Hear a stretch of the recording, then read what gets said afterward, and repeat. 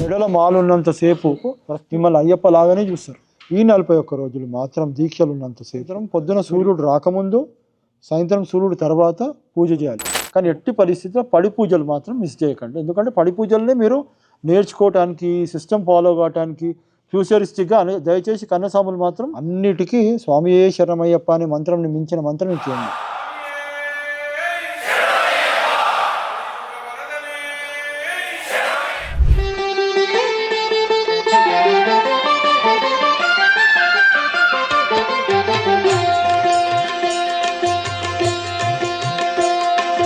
మాలధారణం నియమాల తోరణం, మాలధారణం నియమాల తోరణం, జన్మతారణం దుష్కర్మ వారణం, జన్మతారణం దుష్కర్మ వారణం, శరణం శరణం శరణం శరణం అయ్యప్ప స్వామి శరణం, అయ్యప్ప స్వామి శరణం, అయ్యప్ప స్వామి శరణం, అయ్యప్ప స్వామి శరణం.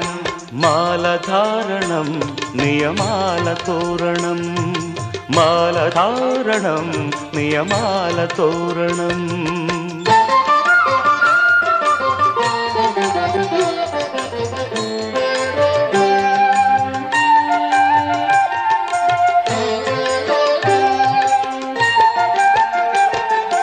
ఉదయాస్తముల సంధ్యలలో,